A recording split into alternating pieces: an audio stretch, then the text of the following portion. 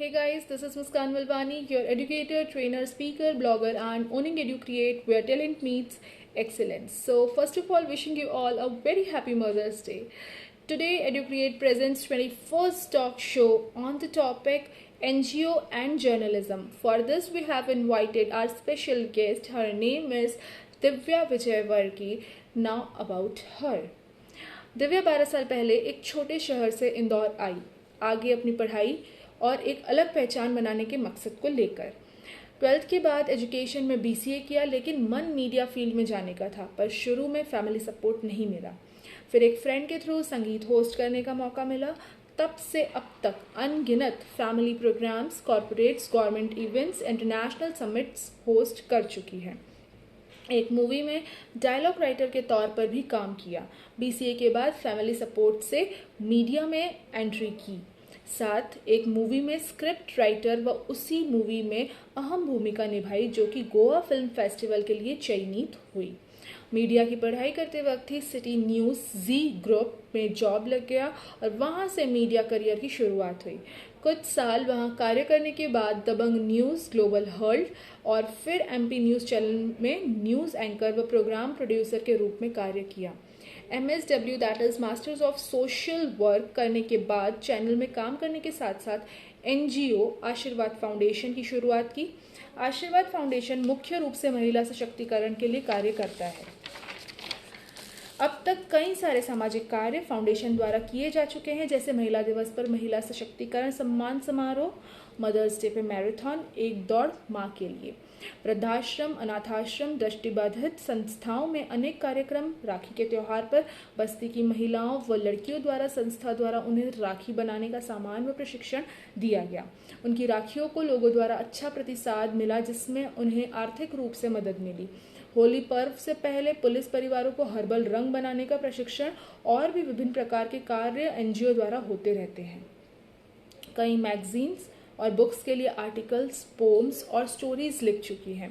Last but not the least, she is doing job in government school. So this is all about our today's guest. Now I would like to request Divya ma'am to share her views on today's topic, that is NGO and journalism. Over to you, ma'am. Hello everyone, I'm Divya Vijayvargia, a journalist, founder of Ashirwad Foundation, writer, stage anchor and a social worker, now a teacher as well. So yeah, thank you so much Muskan for inviting me. आज हम बात करने वाले हैं NGO के बारे में और जर्नलिज्म के बारे में।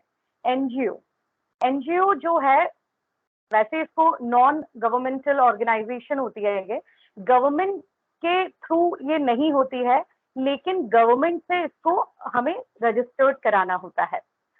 आज के टाइम में अगर हम देखें ना मुस्कान, तो पूरे देश में, हमारे इंडिया में 30 लाख से ज्यादा NGO रन हो रही है, लेकिन सभी NGO रजिस्टर्ड नहीं है।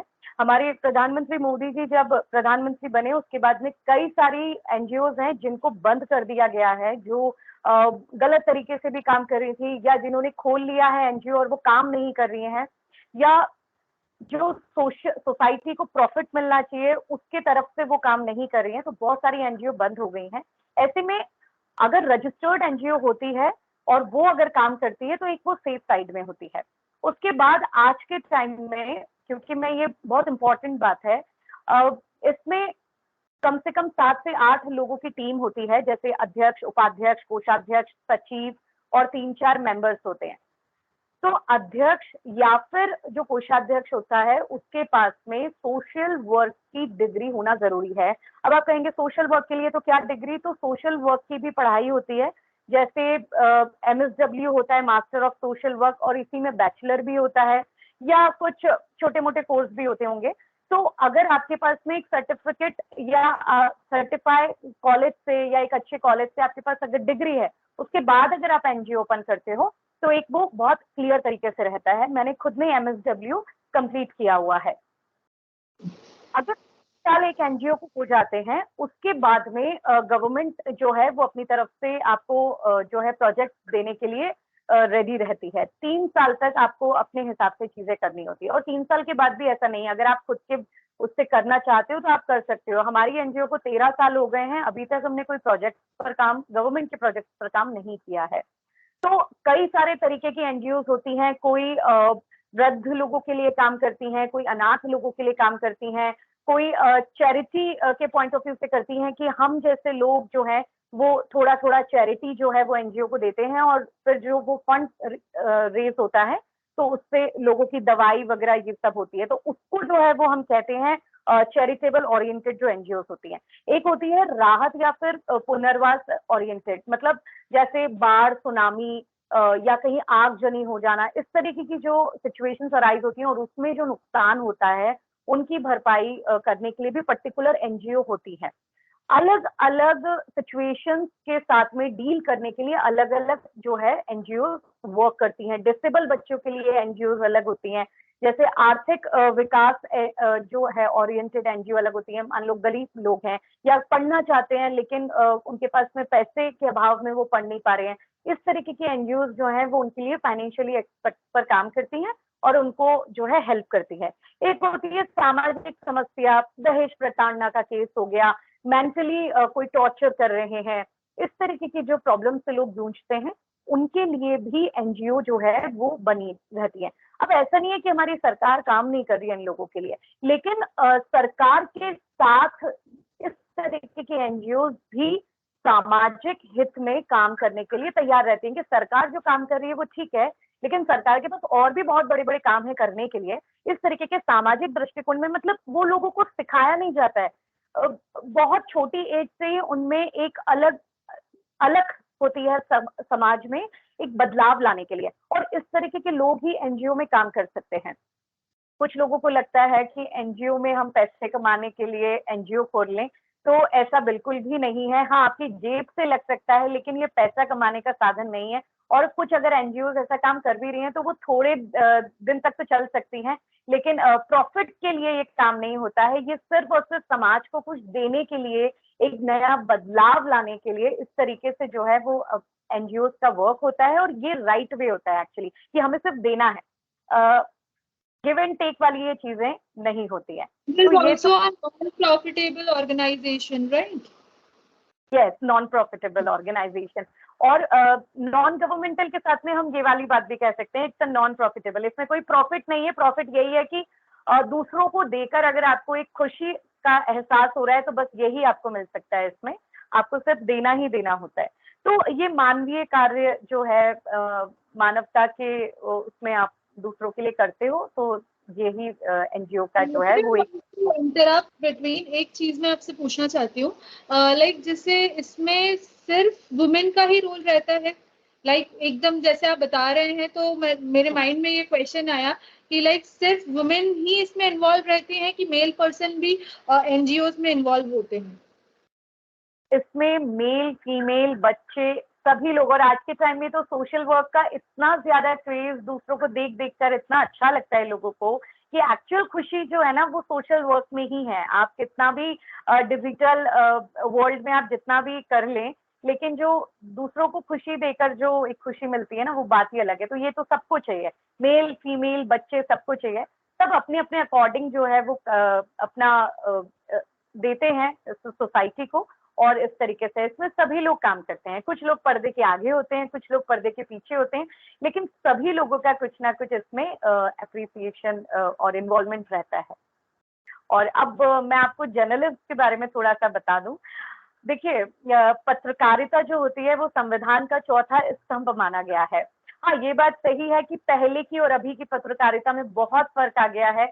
पहले के टाइम में साइकिल से पत्रकार जाते थे, एक झोला उनके कंधे पर रहता था और वो दूर दूर का सफर तय करते थे। और आज के टाइम में मर्सिडीज, बीएमडब्ल्यू में पत्रकार जाते हैं। तभी नहीं, लेकिन तब से और अपने बदलाव हुआ है। लेकिन तब से और अपनी दुनिया भी तो कितनी बदल गई है। न्यूज का टेस्ट बदल गया है, दिखाने का तरीका। पहले सिर्फ न्यूज़पेपर चलते थे, फिर टीवी आया तो न्यूज चैनल्स चले, एक आध दो चलते थे, दूरदर्शन वगैरह चलते थे, फिर धीरे धीरे प्राइवेट चैनल्स ने अपनी जगह बनाई। और अब जब डिजिटल मीडिया में हम आगे हैं तो कई सारे पोर्टल जो है यूट्यूब पर पोर्टल चैनल्स चल रहे हैं, और घर घर में एक तरीके से जो है एक ना एक पत्रकार बैठा हुआ है। थोड़ा टेस्ट जो है वो चेंज हो गया है, लेकिन हम जो एक्चुअल पत्रकारिता की अगर बात करें ना, तो अगर आपके पास में एक नाक कान आंख आपके खुले हुए हैं, उसके बाद आप इस फील्ड में कदम रखें, और उसके बाद आता है आपका कम्युनिकेशन। अगर आपको लिखने और बोलना आता है, तभी तो आप अपनी बात कहीं सुना पाओगे। एक पत्रकार जो रहता है ना, वो मीडिएटर होता है, जो घटना घटित हो रही है उसको वो ग्रैब करता है, और उसको दुनिया को दिखाने का जो उसमें कॉन्फिडेंस होता है, जो कॉन्फिडेंस इज अ की, तो वो कॉन्फिडेंस जो है ना, उसके साथ में वो दुनिया को आईना दिखाता है, दुनिया को दुनिया की तस्वीर दिखाने का काम एक्चुअली एक पत्रकार का होता है। तो इस तरीके से ये पत्रकारिता होती है, बहुत सारे तरीके की होती है। अगर आपको प्रिंट में जाना है तो प्रिंट की पत्रकारिता अलग है, इलेक्ट्रॉनिक में अगर आपको काम करना है तो इलेक्ट्रॉनिक में भी अलग अलग एक लेवल्स होते हैं, अलग अलग प्रोफाइल होता है। जैसे कंपनी में प्रोफाइल होता है, वैसे ही चैनल्स में और पेपर में प्रोफाइल होता है। डिजिटल मीडिया में अगर आपको काम करना है तो सभी जगह अलग अलग प्रोफाइल होता है। किसी को एंकर बनना है, किसी को कैमरे के पीछे खड़े रहना है, किसी को स्क्रिप्ट राइटर बनना है, किसी को एडिटर बनना है, लेकिन कहलाता हर व्यक्ति पत्रकार है, क्योंकि कहीं ना कहीं आपकी भूमिका बन रही है एक खबर को बनाने में। एक खबर को बनाने में एक व्यक्ति का हाथ नहीं होता है। एक खबर को जब एक रिपोर्टर और जो हमारा कैमरामैन होता है वो फील्ड से लेकर आता है स्टूडियो, जब वो खबर पहुंचती है, फिर जो हमारे स्क्रिप्ट राइटर होते हैं वो उस खबर को लिखते हैं, एडिटर उस खबर को एडिट करता है, जो ब्यूरो हमारे रहते हैं चैनल के, वो उस खबर को चेक करते हैं, एंकर उस खबर को पढ़ती है, फिर से वो एडिट होती है, और उसके बाद में जाकर दर्शकों तक वो खबर पहुंचती है। तो एक खबर को बनने में इतनी सारे उसको पहलुओं से गुजरना पड़ता है, मुस्कान। सर रियली लॉन्ग प्रोसेस, हम लोगों को बस मिनटों में ये चीज पता पड़ जाती है, बट हम लोगों को इसके अंदर की चीज नहीं पता थी कि एग्जैक्ट कितना मतलब वो चीजें टाइम ले रही हैं। एग्जैक्टली, बहुत टाइम लेती है। और जैसे अभी कोरोना काल में हमने देखा, हर व्यक्ति को अप्रिसिएशन मिला, डॉक्टर्स कह लो, पुलिस कह लो, लेकिन सफाई कर्मी कह लो, लेकिन कहीं ना कहीं एक मीडिया कर्मी भी हर वक्त जो है वो एक्टिव बैठा हुआ है, रात में दिन में क्या हो रहा है, क्योंकि हमारे घर में भी तो सिर्फ टीवी चल रहा है ना। उनकी भी एक महत्वपूर्ण भूमिका रही है उस जगह पर। जो घटित हो रहा है हमारे शहर गांव में, हमारे देश में, वो दर्शकों तक दिखाने के लिए बिना अपनी चिंता किए हुए, सर्दी गर्मी बरसात की चिंता किए हुए, खबरें जो है वो दर्शकों तक पहुंचती हैं। तो उसमें बहुत कड़ी मेहनत रहती है, मुस्कान। So may I raise the questions? Yes yes. Okay. So first question for NGO, that how do NGOs get funding? कई सारे तरीके होते हैं एनजीओ को फंडिंग के लिए। जैसे मैंने एक चैरिटी वाला आपको, चैरिटी ओरिएंटेड एनजीओ का बताया। सभी एनजीओ चैरिटी लेती भी नहीं है और सभी एनजीओ को चैरिटी मिलती भी नहीं है। तो कुछ एनजीओ होती हैं जो चैरिटी के ही उसमें जो है वो अपना काम करती हैं। तो वहां पर अगर आम जन के द्वारा चैरिटीज मिलती हैं और वो काम करती हैं। कुछ होते हैं कि इवेंट्स ऑर्गेनाइज करते हैं, लोगों से चैरिटी ली जाती है पर्टिकुलर इवेंट के लिए। मान लीजिए एक हेल्थ कैंप लगाया गया है, और उस हेल्थ कैंप के बाद में उनको कैंसर पीड़ित जो बच्चे हैं या व्यक्ति हैं, उनकी उनको मदद करनी है। तो वो हेल्थ कैंप में लोगों को जागरूक करते हैं कि आप ज्यादा से ज्यादा जो है डोनेशन दीजिए, ताकि हम नेक्स्ट हमारा जो टारगेट है उसको हम अचीव कर लें। तो लोग करते हैं। अब ये तो हुआ एक मैन टू मैन वाला, वन टू वन वाला, कि अगर इसमें हो जाता है तो ठीक है। अदरवाइज जो एक कंपनीज होती हैं, सरकारी या फिर प्राइवेट कंपनीज होती हैं, तो उनके पास में एक प्रोसेस होता है। जैसे एनजीओ को वहां से ग्रांट मिला जाता है, और पीएसयू या फिर कॉर्पोरेट कंपनीज जो होती हैं उनके पास में सीएसआर फंड होता है। अब वो जो सीएसआर फंड जो होता है उसका यूज एनजीओ में किया जाता है। उनके पास में कुछ जो सीएसआर फंड होता है वो एनजीओ, लेकिन उसमें भी कुछ स्पेसिफाई एनजीओ जो पर्टिकुलरली काम कर रहे हैं, घर घर में खोले हुए एनजीओ नहीं, जो पर्टिकुलरली वर्क कर रहे हैं सामाजिक हित में, और उसकी जानकारी पूरी उनको देनी होती है, उनका पूरा वेरीफाई कराना होता है, उसके बाद में उनको वहां से फंड मिलता है। उसके बाद एक और चीज रहती है, एनजीओ दर्पण या फिर मिनिस्ट्री ऑफ सोशल जस्टिस की वेबसाइट पर जाकर भी एनजीओ जो हैं वो रजिस्टर्ड करा सकती हैं। अपनी पूरी इंफॉर्मेशन आपको वहां पर डालनी होती है, और वहां से वो लोग वेरीफाई करते हैं और उसके बाद भी आपको इसमें बहुत सारी हेल्प मिल जाती है। और जैसे कि मैंने कहा कि अगर आपकी एनजीओ 3 साल पुरानी हो चुकी है, उसके बाद आपको गवर्नमेंट प्रोजेक्ट के लिए आप रेडी हो चुके होते हैं। फॉर एग्जाम्पल जैसे हम लोग ज्यादातर वुमेन के लिए काम करते हैं, महिला सशक्तिकरण के लिए काम करते हैं, तो महिला बाल विकास विभाग जो होता है वो कई सारे प्रोजेक्ट आपको देता है। जो हॉस्पिटल को लेकर जो कार्य आते हैं उसको लेकर भी गवर्नमेंट की कई सारे विभाग जो है, मतलब आप किस लिए काम करते हैं, आपके पास क्या बायलॉज हैं, उसको लेकर आप वो विभाग चुन सकते हैं। आप वहां पर अपनी पूरी फाइल पहुंचा सकते हैं और वहां से फिर आपको फंडिंग जो है प्रोजेक्ट के हिसाब से आपको मिलनी शुरू हो जाती है। ये कुछ तरीके होते हैं, कुछ प्रकार होते हैं जो आपको फंडिंग के ये जरिए होते हैं एक्चुअली। मेरा पूछना ये है, लाइक जैसे आपने बोला कि गवर्नमेंट के जैसे प्रोजेक्ट्स मिलते हैं, जैसे कि आपने बोला कि हाँ एनजीओ को अगर 3 साल होते हैं तो एनजीओ रेडी हो जाता है गवर्नमेंट प्रोजेक्ट्स लेने के लिए, राइट? तो हाँ गवर्नमेंट के जैसे आपने बोला हॉस्पिटल्स का कुछ ऐसा केस रहता है, या महिला सशक्तिकरण जो वुमेन एम्पावरमेंट की हम बात कर रहे हैं, उनसे रिलेटेड जो केसेस रहते हैं उन पर आपको मतलब फंडिंग दी जाती है, वो केस भी आपको दिए जाते हैं, फंडिंग भी दी जाती है। तो एग्जैक्टली आपको एक एग्जांपल बता सकते हैं कि कौन से किस टाइप के केसेस वो रहते हैं जो गवर्नमेंट आपको देती है एज ए प्रोजेक्ट?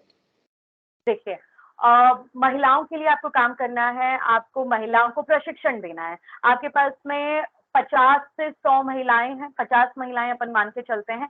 ऐसी महिलाएं जो काम करना चाहती हैं, काम मिल नहीं रहा है, वो एनजीओ के तहत काम करना चाहती हैं। महिला बाल विकास कई तरीके की इस तरीके के प्रशिक्षण को लेकर सुविधा जो है मुहैया कराते हैं। जैसे हमें चाहिए कि हम उनको कपड़ा सिलने की मशीन हम उनको हमें हमें चाहिए ताकि हम उनको काम सिखाएं और उससे जो चीजें बनेगी उसको हम मार्केट में जो है लोगों तक पहुंचाएं।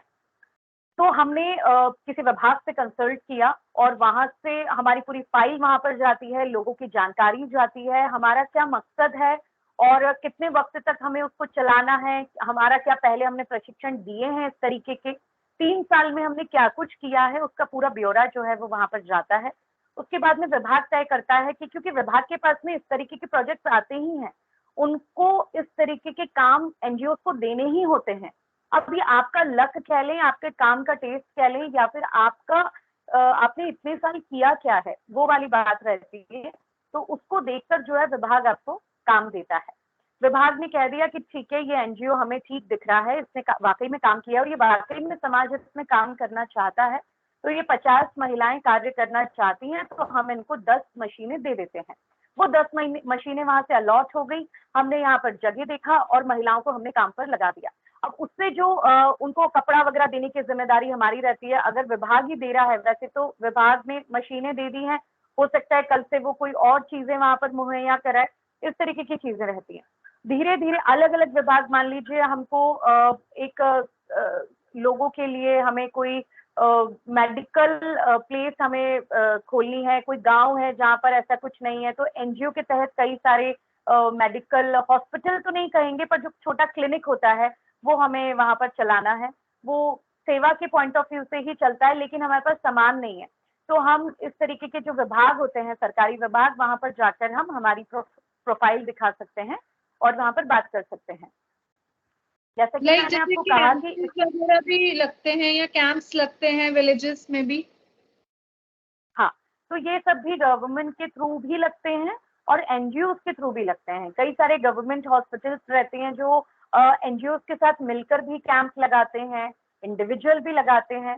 कई सारी एनजीओ होती हैं जो इस तरीके के कैंप जो है वो लगाए जाते हैं। अभी गर्मी का टाइम आ रहा है, अभी कई सारे कैंप इस तरीके के लगेंगे, मेडिकल कैंप, जहाँ पर फ्री में जांच हो रही है, फ्री में आपको दवाई हम्म। बांटी जा रही है ना? इस तरीके के सुबह से शाम तक, क्योंकि जांच का भी बहुत ज्यादा पैसा लोगों को खर्च करना पड़ता है, तो इस तरीके के कैंप काफी हेल्पफुल रहते हैं लोगों के लिए और कई सारे एनजीओ जो हैं वो इसके लिए काम भी कर रहे हैं। Second question, what are the documents required for the trust registration? इसमें सबसे पहले तो आपके कितने सदस्य हैं, कौन अध्यक्ष है, कौन उपाध्यक्ष है, कौन सचिव है, कौन कोषाध्यक्ष है, ये सबका जो है सदस्य कम से कम 3 से 4 होते हैं। तो इस तरीके से 7-8 लोगों की ये टीम होती है।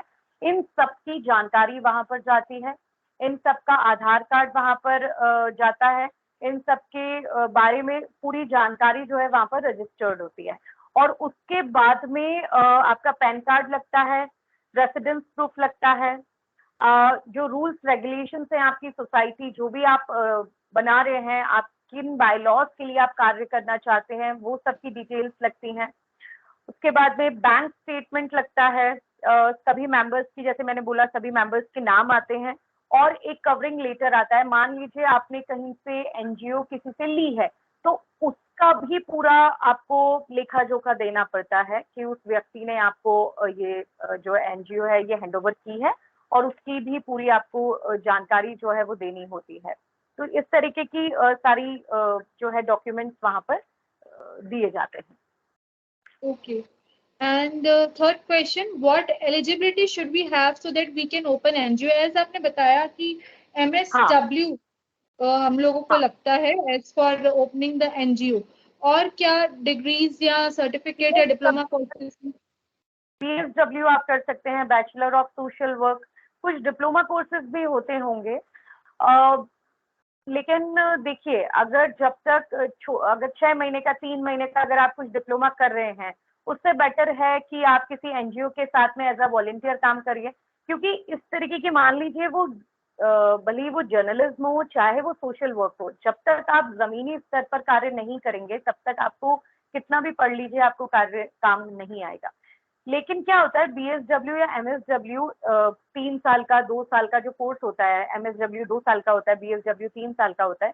तो इतने टाइम में आपको कॉलेज की तरफ से फील्ड पर भी ले जाया जाता है, आप कुछ ना कुछ प्रैक्टिकल नॉलेज जो है वो गेन करते हैं। लेकिन 2 महीने 3 महीने में आप इतना नहीं कर पाते हैं। तो अगर आपके पास में वक्त है तो आप ग्रेजुएशन या पोस्ट ग्रेजुएशन करके फिर एनजीओ की तरफ मूव करें।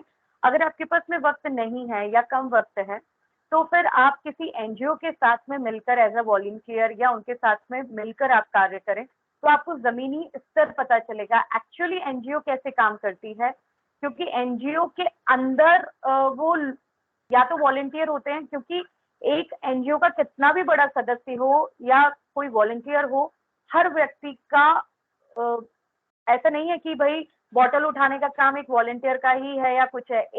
आप समाज सेवा कर रहे हो, अगर कोई चीज नीचे गिर गई है तो वो उठाने का काम एक अध्यक्ष का भी हो सकता है या एक वॉलंटियर का भी हो सकता है। मतलब ये समाज सेवा के तरफ बढ़ने वाला कदम किसी का भी हो सकता है। तो ये इसमें ऐसा नहीं होता है कि अध्यक्ष है तो वो, मतलब जैसे मैं एक प्रेसिडेंट हूँ तो मैं अब ठीक है मेरा नाम लिखा गया वहां तक ठीक है, लेकिन अगर कोई एक इवेंट हो रहा है तो मैं अपने आप को एक वॉलंटियर ही समझती हूँ कि ये एक इवेंट है, इसमें अपन एज अ वॉलंटियर है, वहां पर कितना भी छोटे से लेकर कितना भी बड़ा काम होगा वो अपना होगा, क्योंकि वहां पर हर कार्य समाज हित के लिए या समाज सेवा के लिए हो रहा है। तो इस भाव के साथ में अगर आप एंटर करते हैं तो फिर आप लंबे टाइम तक आप रुक सकते हैं इस फील्ड में। प्रॉफिट के लिए अगर आएंगे तो कुछ भी नहीं है यहाँ पे। Fourth question, state the section 80G। देखिए, इनकम टैक्स का जो ये 80G सेक्शन है, ये कुछ निश्चित रिलीफ फंड या फिर चैरिटेबल संस्थानों को डोनेशन या फिर दान देने के लिए टैक्स डिडक्शन का लाभ पाने के लिए ये बनाया गया है एक्चुअली। लेकिन इसमें ये है कि सिर्फ या तो एनआरआईज जो होते हैं वो इसका लाभ ले सकते हैं, लेकिन जो विदेशी कंपनीज होती हैं या फिर जो पॉलिटिकल पार्टीज होती हैं, उनको अगर दान दिया गया है तो वो इसके अंदर इन्वॉल्व नहीं होता है। कुछ ऐसी कंपनीज होती हैं जो एनजीओ को फंड देना चाहती हैं, तो उसमें ये चीज जो है सेक्शन 80G ये हेल्प करता है और ये बहुत महत्वपूर्ण रोल प्ले करता है। कई सारे एनआरआईज होते हैं, विदेशी जो लोग हैं वो इंडिया में कई सारी एनजीओ को सपोर्ट कर रहे हैं। लेकिन अगर आप ये समझते हैं कि अगर कोई पॉलिटिकल लीडर है या कोई पॉलिटिकल पार्टी है, वो इन चीजों के लिए कार्य नहीं कर सकती है, या फिर कोई विदेशी कंपनी है जो इंडिया से ताल्लुक नहीं कर रखती है, बाहर की कोई कंपनी है, तो वो भी इस तरीके के सेक्शन 80G में अपना रोल प्ले नहीं कर सकती है। Okay, Now, some questions for journalism. What qualities or skills should a journalist have? पत्रकारिता, जैसे मैंने आपको बताया, संविधान का चौथा स्तंभ है। तो अगर आप बेबाक तरीके से बोलना जानते हैं, देखिए बोलना तो सबको आता है, लेकिन सही बात को सही तरीके से बोलना ये बहुत कम लोगों को आता है। और लिखना भी सभी को आता है, लेकिन सही बात को लिखना और जनता तक पहुंचाना निडरता के साथ में, निष्पक्षता के साथ में, यही एक पत्रकार का रोल होता है कि जैसा आपको दिख रहा है वैसा का वैसा भी आपको नहीं करना है, लेकिन जो लोग नहीं देख पा रहे हैं उस तरीके से भी पत्रकार को कई बार देखना पड़ता है। तो इस तरीके का जो रोल होता है ये एक पत्रकार होता है। पत्रकार की जो ड्यूटीज हैं उस पर तो हमने थोड़ी सी बात अभी की है, लेकिन देखिए क्या होता है कि जब एक, मैंने आपको बताया कि एक खबर पर एक जर्नलिस्ट जाता है, एक रिपोर्टर जाता है, तो वहां पर एक पक्ष की वो चीजें देख पा रहा है, लेकिन एक पत्रकार को उस पक्ष की भी देखना होता है और दूसरे पक्ष की भी देखना होता है, और उसके बाद में उसको वो खबर जनता तक पहुंचानी होती है। जैसे हम पुलिस का रोल देखते हैं, सारे तथ्यों को इकट्ठा करके फिर उसको अपने सोर्सेस से पता करके और फिर जनता तक पहुंचाना होता है। Okay. So, what makes a good news? एक खबर को बहुत सारी चीजें, देखिए न्यूज हर तरीके की होती है ना। सॉफ्ट खबरें भी होती हैं और हार्श खबरें भी होती हैं। ज्यादातर हम हार्श खबरें ही आजकल सुन रहे हैं। सॉफ्ट बीट भी होती है, जैसे बॉलीवुड हो गया, किसी को अगर बॉलीवुड में इंटरेस्ट है तो वो बॉलीवुड की खबर बना रहे हैं। अगर बॉलीवुड में हम जाएंगे तो हमें बहुत ज्यादा स्पाइसेस की जरूरत होती है। जैसे एक खाना बनता है तो खाने में हमें बहुत सारे मसाले लगते हैं, बहुत सारा इंग्रेडिएंट डलता है, तब जाकर वो खाना बनता है। सेम है कि अगर एक अच्छी खबर आपको बनानी है तो आपके पास अगर पूरा डिटेल, पूरा मटेरियल नहीं होगा तो वो खबर अधूरी है। मुस्कान, कई सारी ऐसी खबरें होती है, कई सारे ऐसे रिपोर्टर होते हैं जो किसी न्यूज पर काम करते हैं, लेकिन अगर कई सारी खबरें हैं जो बीच में रुक जाती हैं क्योंकि कोई लीड नहीं मिल पाती है, या फिर उस पर लीड भी मिल गया, सब कुछ हो गया है, लेकिन वो प्रॉपर नहीं होती है, वो इनकम्प्लीट होती है। तो कई सारी ऐसी खबरें होती हैं, उसको कंप्लीट ही बनाती है उसकी सारी इंग्रेडिएंट, यानी कि उसकी सारी डिटेल, उसके बारे में सब कुछ आपको पता होना चाहिए, तब जाकर आप जनता तक वो खबर को पहुंचाते हो। What are the eligibilities to become a journalist and what are the levels? Journalism की भी पढ़ाई होती है। पहले तो इतना ज्यादा था नहीं जर्नलिज्म की पढ़ाई को लेकर। कई सारे हमारे जो सीनियर जर्नलिस्ट हैं, बहुत सारे ऐसे भी हैं जिन्होंने पढ़ाई भी नहीं की है इसकी, और आज भी कई सारे मीडिया में लोग काम कर रहे हैं जिन्होंने इसकी पढ़ाई नहीं की है, लेकिन they are doing very good in their field. लेकिन इसकी भी पढ़ाई होती है, बीजेएमजे होता है, bachelor of mass communication, master of mass communication, diploma courses होते हैं। आपको इलेक्ट्रॉनिक मीडिया में जाना है तो उसकी पढ़ाई अलग होती है, आपको प्रिंट में जाना है उसकी पढ़ाई अलग होती है, आपको आपको वीडियोग्राफी ही सीखना है, आपने पहले से सोच रखा है कि मुझे तो एक चैनल में जाकर वीडियोग्राफी ही देखनी है, तो उसकी पढ़ाई अलग होती है। एडिटर बनना है आपको तो एडिटिंग की पढ़ाई अलग होती है। स्क्रिप्ट राइटिंग के लिए भी डिप्लोमा जो है वो कोर्सेज अवेलेबल हैं। तो ये पहले तो आपको डिसाइड करना होता है कि what you want to do, तो उसके लिए एक पर्टिकुलर डायरेक्शन आपको दी जाती है। फिर जब आप उसकी पढ़ाई कर लेते हो, उसके बाद कई सारे अच्छे कॉलेजेस हैं जो आपका प्लेसमेंट करवाते हैं, और नहीं तो फिर आपको धीरे धीरे अपग्रेड होना पड़ता है। आपको पहले छोटे चैनल में काम करना होता है, आपने लोकल में किया, फिर रीजनल में पहुंचे, फिर स्टेट न्यूज में पहुंचे, फिर आप नेशनल में पहुंचे। अगर आपका परफॉर्मेंस आपको ऊपर ऊपर लेकर जाता है, और ये भी पूरा प्रैक्टिकल नॉलेज है, आप जितना पढ़ाई कॉलेज में करते हो, तो वो और आप जो एक्चुअल रियलिटी में आप जो काम करते हो वो बहुत ज्यादा मेल नहीं खाता है। जैसे मैंने भी इलेक्ट्रॉनिक मीडिया की पढ़ाई की है, तो जो मैंने पढ़ाई की थी और उसके बाद में जो मैंने स्टूडियो में एज अ न्यूज एंकर काम किया है, तो प्रैक्टिकल नॉलेज आपको काम करते ही आता है। पढ़ाई आपको हेल्प करती है, आपको बेसिक बताती है, लेकिन वो आपको काम करते करते ही आता है।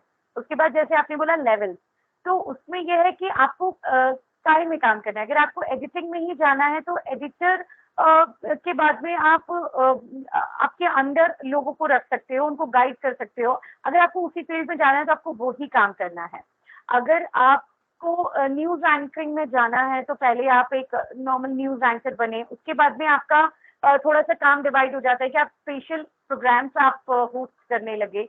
उसके बाद और ज़्यादा होता है तो आप धीरे-धीरे फील्ड में निकलने लगे। उसके बाद और ऊपर जाता है तो अगर आपकी परफॉर्मेंस अच्छी है and if you want to be, तो आप ब्यूरो हेड बन सकते हो, चैनल हेड बन सकते हो, आप किसी चैनल के एमडी बन सकते हो। लेकिन ये सबके साथ में नहीं होता है मुस्कान। ये सिर्फ़ और सिर्फ़ आपकी परफॉर्मेंस पे और आपका लक इसमें काम करता है, और परफॉर्मेंस सबसे ज़्यादा काम करती है। Now, next question, how do you deal with being in potentially dangerous situations? हाँ, ये हमारे कई सारे जर्नलिस्ट जो फील्ड में काम करने वाले जो रिपोर्टर्स हैं, उनके साथ में ये कई बार ये सिचुएशन अराइज़ होती है। लेकिन ये सॉफ्ट बीट में नहीं आती है, ये हार्ड बीट में आती है। कई सारे लोग जर्नलिस्ट में पेरेंट्स इसलिए भी नहीं भेजते हैं कि बहुत ज़्यादा डेंजरस सिचुएशन अराइज़ हो जाती है। लेकिन इसमें भी अलग-अलग बीट होती है। अगर आप क्राइम रिपोर्टिंग कर रहे हो, तो ये चीज़ें बहुत ज़्यादा आपको देखने में आती है। अगर आप पॉलिटिकल बीट कर रहे हो, तो आपको बहुत ज़्यादा देखने में आती हैं। लेकिन मैं समझती हूँ कि और ज़्यादा इसमें दूसरी बीट में ये सब नहीं होता है। तो आपको बस वहाँ पर आपके, जैसे मैंने शुरुआत में बोला था कि कान, नाक, आँख और मुँह बंद रखना होता है, और ये सब खुले रखने पड़ते हैं। और आपको समझनी पड़ती है पहले सिचुएशन को। आपको टेस्ट समझना होता है सामने वाला क्या कहना चाह रहा है, और उसके बाद में आपकी वहाँ पर अगर आपको दिखता है कि यहाँ पर सिचुएशन काफ़ी गर्म हो गई है, तो आपको वहाँ से अपने पैर पीछे कर लेने चाहिए। ये एक बहुत अच्छा फैक्टर होता है। उसका रीज़न ये है कि आपको वो खबर अपनी पब्लिक तक दिखानी है। आप गुंडे-मवाली नहीं हो, है ना? आप एक जर्नलिस्ट हो, आप एक पत्रकार हो। आपकी जो ड्यूटी थी वो यही थी कि आप गए, आपने खबर ली, आप जो एक्चुअल खबर है उसको लेकर आए और आपने पब्लिक तक वो खबर पहुँचा दी। आपको वहाँ मारपीट नहीं करनी है, आपको वहाँ पे गुंडागर्दी नहीं करनी है, वो काम अलग लोगों का होता है। तो ये एक डिफरेंस होता है जो समझने वाली बात होती है। अगर इस तरीके की कोई भी सिचुएशन अराइज़ होती है, तो आपको ये नहीं भूलना चाहिए कि आप संविधान का चौथा स्तंभ में आते हो, और आपको वहाँ से पोलाइटली मूव कर लेना चाहिए। Now, how do you get witnesses, detectives, family members, and so on to talk to you? बहुत मुश्किल सवाल है ये, क्योंकि इसमें ये रहता है कि कोई खबर हमें पता चली है, और हमने मन से तो हम वो खबर बनाएँगे नहीं, हमें उससे जुड़े लोगों से ही बात करनी पड़ेगी। हमने फैमिली से बात की, अगर फैमिली ने हमें अच्छे से रिस्पॉन्स दे दिया, तो ठीक है। अदरवाइज़ हमें पता है, या एक पत्रकार को पता है कि कितनी पापड़ बेलने पड़ते हैं उस खबर को पब्लिक तक पहुँचाने के लिए। उस खबर की जड़ तक पहुँचना पड़ता है, फैमिली को कन्विंस करना पड़ता है। आज के टाइम में सोशल मीडिया इतना ज़्यादा रोल प्ले कर रहा है हमारी लाइफ में कि छोटी-सी चीज़ बहुत जल्दी वायरल हो जाती है। लोगों को डर रहता है कि कहीं हमारी जो हमारी इन्फॉर्मेशन है वो दुनिया तक ना पहुँच जाए, कहीं हमारा नाम ना बता दें। हमें जानकारी तो देनी है आपको, लेकिन हम ये नहीं चाहते कि हमारे बारे में लोगों को पता चले। तो बहुत मुश्किल होता है उन्हें ये कन्विंस करना कि पुलिस जिस तरीके से आपकी दोस्त है, वैसे ही पत्रकार भी आपके दोस्त हैं। पुलिस की जैसे ड्यूटी है आपकी मदद करना, वैसे पत्रकारों की भी ड्यूटी है कि वो आपकी मदद करें, आपकी रियलिटी दुनिया तक दिखाएँ। तो कई सारी ऐसी न्यूज़ होती है, कई सारी ऐसी बहनें हैं हमारी समाज की जिनके साथ में गलत हुआ है, कई सारे ऐसे भाई हैं जिनके साथ में गलत हो रहा है या गलत हुआ है, किसी के साथ क्राइम हुआ है, बहुत सारी चीज़ें होती हैं। तो जो हमारी जो एडिटिंग टीम है वो उनके नाम भी जो है वो छुपाती है, उनका चेहरा भी ब्लर कर दिखाती है।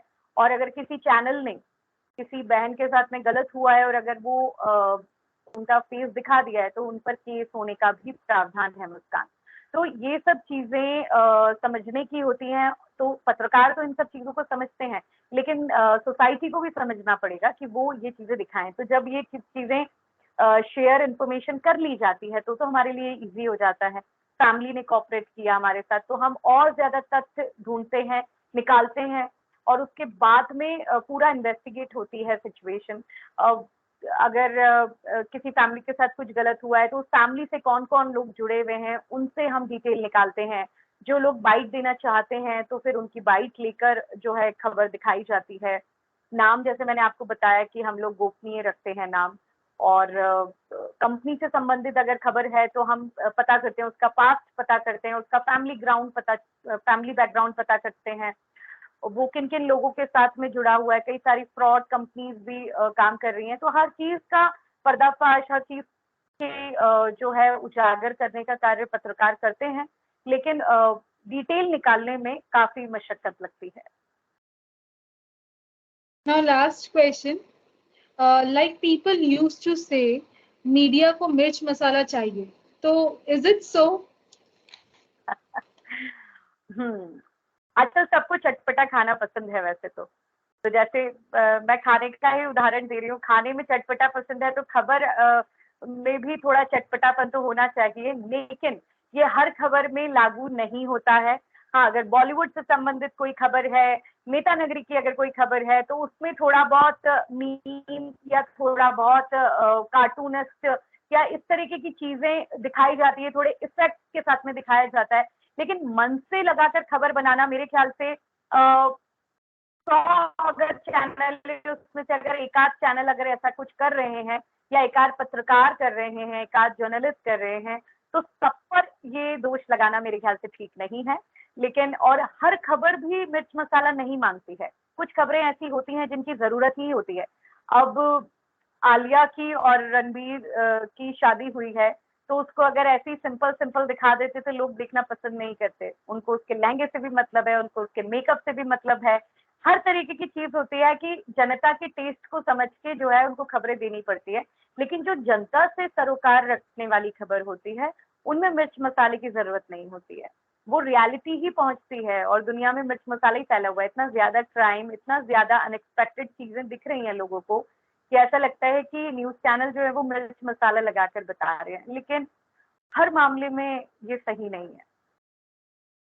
So thank you so much Divya ma'am कि आप आए और मेनली हमारे दो टॉपिक्स कवर किए, लाइक एनजीओ और जर्नलिज्म के बारे में आपने बताया, और बहुत ऐसे क्वेश्चंस आपके सामने रेज किए गए जो आज तक शायद लोगों तक क्लियर नहीं हो पाए हैं।